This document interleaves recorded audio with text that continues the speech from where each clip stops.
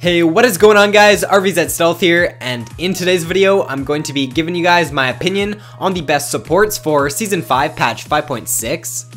So first up on my list, I have Thresh. Pros to Thresh are he's got very strong CC with his Q, his E, and his ultimate. He's got great pick potential with his Q as well. And he's got very strong peel with his ultimate and his E. As well, his lantern can be used in so many different situations to save your teammates. And I find that a lot of the good Thresh players will know how to position themselves and they'll be able to save their teammates with their lantern quite often. But I noticed that a lot of either new Thresh players or people that just don't really know how to play Thresh, they only end up tossing out their lantern like 1 or 2 times a game. So I definitely do see a difference if you practice Thresh a lot, and I would definitely recommend not just going into a ranked immediately as Thresh, because he does take time to learn and he does have quite a different kit than most of the other supports in the game. He's got a very nice passive as well. It makes him scale into the late game really nicely. A con to Thresh though is that he is pretty skill shot reliant, and if you cannot land your Q on Thresh, then you're pretty much missing out on his whole kit.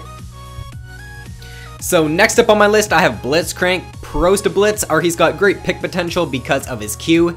He's also insanely strong if you can get ahead with him. If you can get a few kills in lane or your team can just get ahead, it'll just allow you to constantly be looking for those picks with your Q, and it'll enable you to use your W. You can make flash plays, even flash hook plays with Blitzcrank if you do get ahead to solidify your lead. So it just he just becomes a really strong champion if you can get that edge on your opponents. He's also got an AoE silence with his ultimate, which is really good for when you're playing against dive heavy enemy teams. He's a pretty good pick against Katarina. If you save your ultimate for when Katarina starts channeling her ultimate, then it's going to completely negate her ultimate's damage. And he's just a really good pick against those dive heavy enemy champions. He's also got solid CC with his Q, his E, and his ultimate, and his W, in my opinion, is pretty underrated because it allows him to move faster than any other support in the game, which allows him to roam really nicely. If you do get ahead in lane with Blitzcrank, then I would definitely recommend picking up some Moby boots and trying to roam to other lanes to take advantage of your lead, and it also allows him to get wards down across the map quicker than other supports can. And he's also very strong against squishy supports because if you're playing with an AD carry that has a lot of bursts like Corki, Jinx is a pretty good pick with Blitzcrank as well. Who else? Graves is pretty good because once you get that hook off, if you're playing with a Jinx, then she can put her Flame Chompers behind the target, so they're either forced to flash over the Flame Chompers or fight you.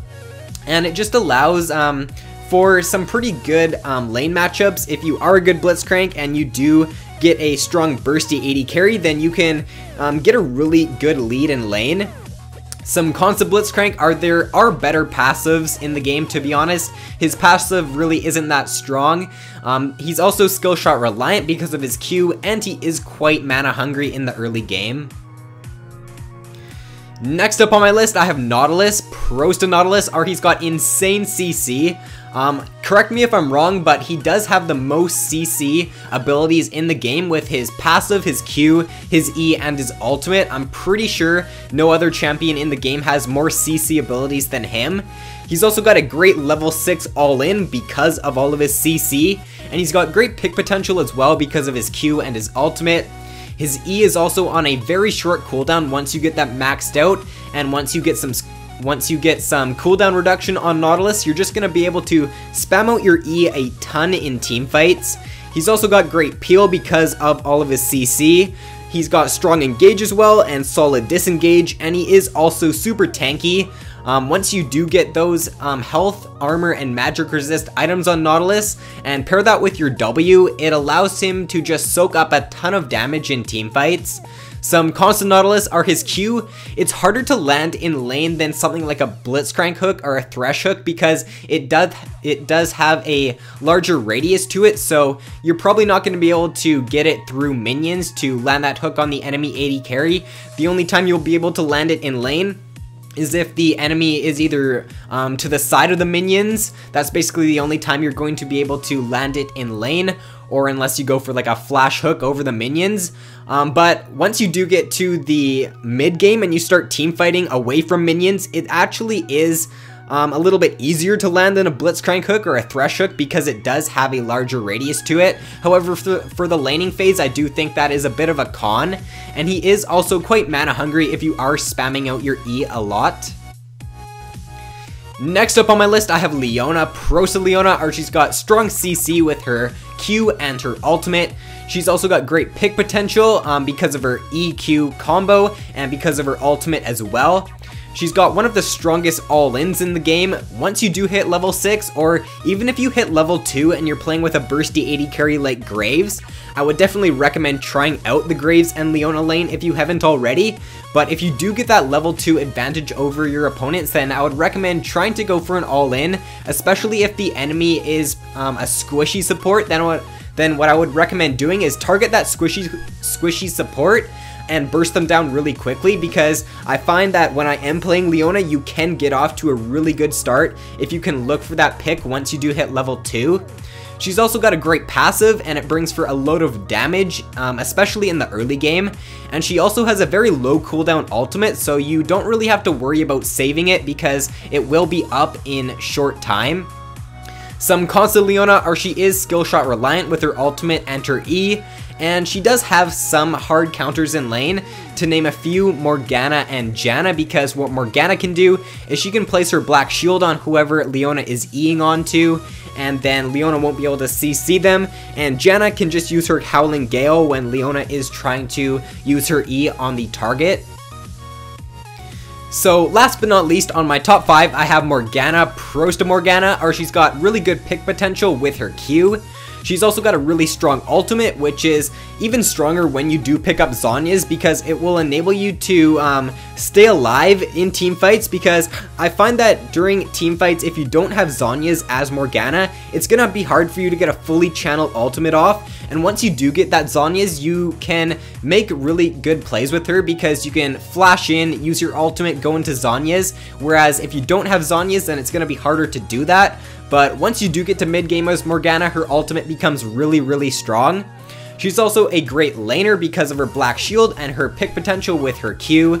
She counters CC supports really hard because of her black shield, and she's also got really easy Spell Thieves procs in lane because of her W.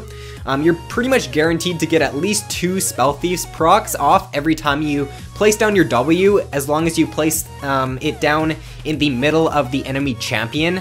And she really doesn't have a lot of counters either. Some cons to Morgana are she does rely on Zhonya's for team fighting, because if you don't have Zhonya's and you go in and use your ultimate, you're gonna get bursted down really quickly, and she is also skill shot reliant with her Q.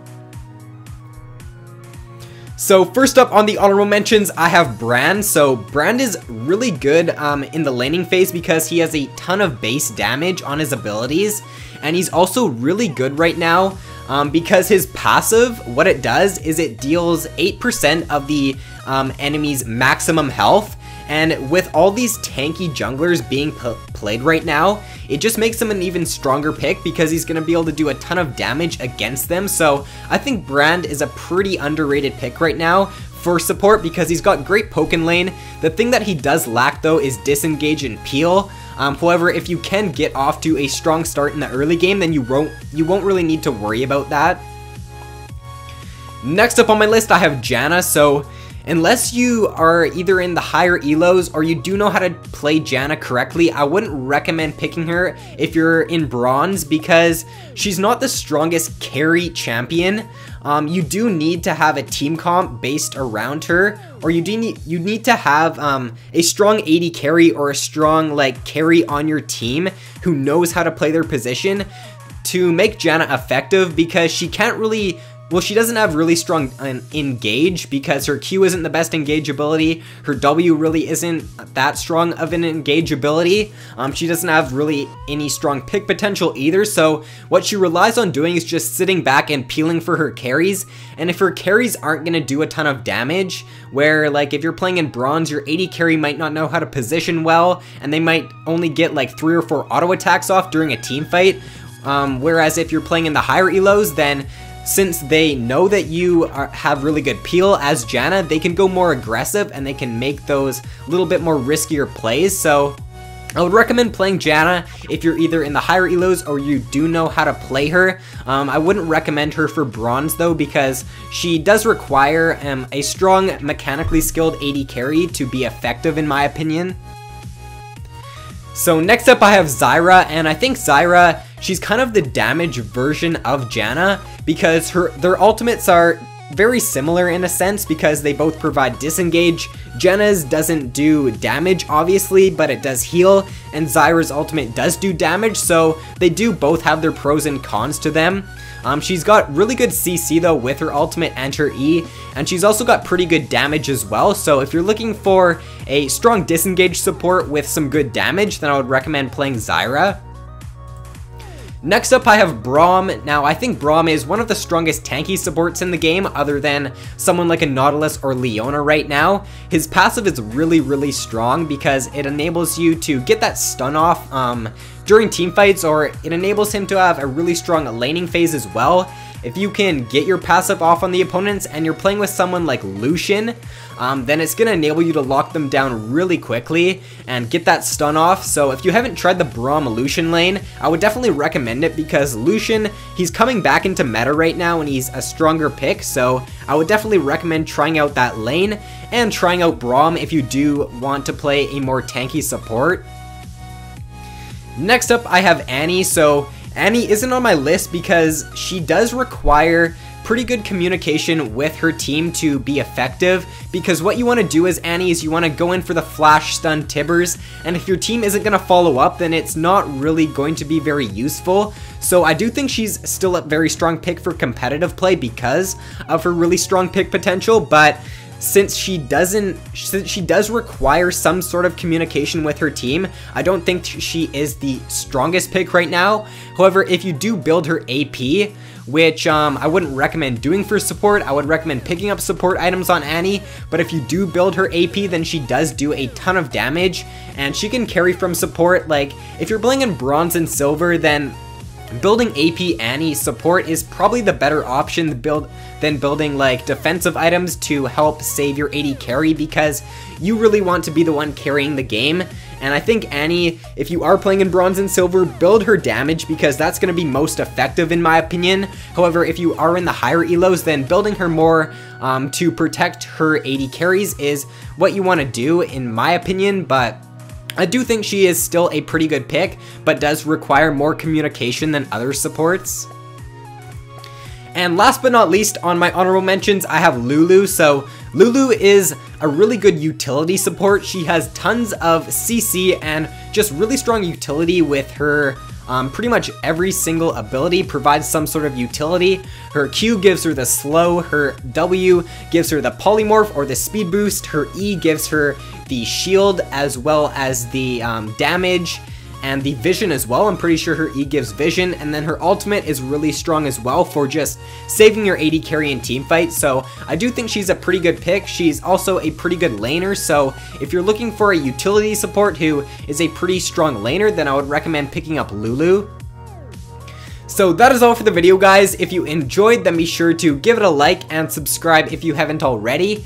Thank you guys so much for watching. I hope you all have a great day, and I will see you in my next video.